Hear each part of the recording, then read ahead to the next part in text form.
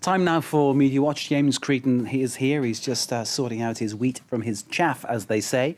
His computer's plugged in. He's ready to go. James, I understand you have more on the Italian captain of that tragic ship. Yeah, I think we'll be hearing about him for weeks to come. He's just, for some reason, he's really got into the public imagination. Well, not for some reason, we know why. He did something really stupid and series of stupid things, and now everyone's talking about it. Everyone's asking how and why. I mean, how this could happen, you know. This is it. And it's led to all sorts of... It led to, I think, a lot of stereotyping as well of Italians, which I think is... Often when you got stories like this, people try to say that the actions of one particular person are representative of the entire country. Yeah. So what we've been hearing about the captain of the ship is that he is representative of La Bella Figura. Now, this was in the Financial Times yesterday. It was in Le Monde today. What is La Bella Figura? It's this whole notion in Italy of making a good impression aesthetically. It's an Italian idea. It literally means the beautiful figure, La Bella Figura. I suppose you could say there's a certain maybe macho element to it. You're kind of showing off a little bit.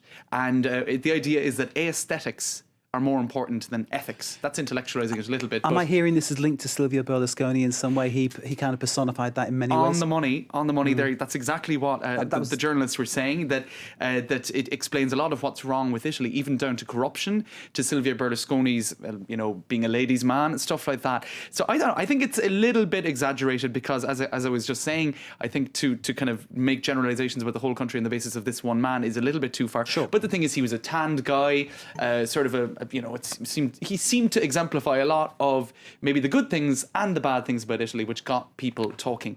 But I think, Mark, one of the more interesting things about this today, what we're seeing is that he has, I think, a little bit been scapegoated. There is a lot of coverage in the press at the moment, for example, in this article in the French magazine Le Point, about how the company a-t-elle couvert le commandement? Did they sort of scapegoat him? Now, what we're beginning to realise is that other officers who were up in the bridge at the time of impact saw that the captain called his superiors 3 times in that 63-minute period between the impact and the order to evacuate. So it seems that it's possible that his seniors, at the crisis management cell of the Costa cruise liners, might have told him not to actually order the evacuation, not to make an SOS call. That would be quite a development, wouldn't it? It would, and apparently one of the reasons why that would be desirable is that it costs a lot of money. Once an SOS call is made, it automatically means that all of the fleet have to be checked for safety procedures, and it can cost hundreds of thousands of euros. So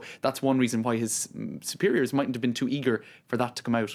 Now, another thing that's coming out in the media, Mark, is we've been hearing how he took the boat off course, how this was completely against the rules. Well, on the website of Costa Concordia, of the Costa company, there were a lot of photos of those ferries passing very, very close to islands in the Mediterranean, which were taken down in the days that followed the accident. Now, what one savvy internet user has done is that they have located a video shot by amateur footage showing one of the Costa fleet in another, and I think we have these pictures if we can roll them now. This amateur footage taken initially showing the Costa Concordia. This is the Costa Concordia, very close to another island in the Mediterranean. What this proves is that it was, in fact, if not an exception, if not common practice, at least not as exceptional as it was made out to be. And it also suggests that Costa as a company were aware that this was happening, and in fact they might have even desired it because it gives a little bit of publicity to the cruise line. If they pass very close to the coast, if people on the beach can see the cruise liner, they're thinking, oh, maybe I'll take a cruise on one of them. So yeah, it appears maybe the guy isn't the only one who's the at very fault. essence of the cruise is that you go near to the coast so you can look at the coast and say, haha, I'm here, that kind of thing, which is one of the things about it. So I think it is probably, bang on the money there that, the ships did go closer to the land than maybe... Then it was made out... Maybe it was made out that they not had as to exceptional. Fall, Right. There you go.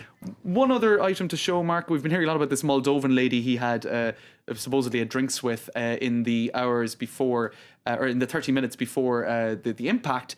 The Italian media was kind of spinning that as, perhaps she was a personal guest. Was he taking time off the job to have a drink with her? She spoke to the Moldovan media. Now, she's coming out and very strongly defending him, saying that he's the best captain on the Moldovan, or not the Moldovan, but the Costa fleet. Yeah.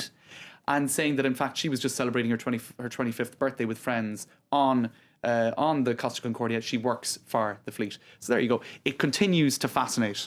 Okay, no Ruby the Heartbreaker elements in that one then, it seems, but obviously clearly more to come on the captain, as you point out. James Creedon with Media Watch. Thank you very much.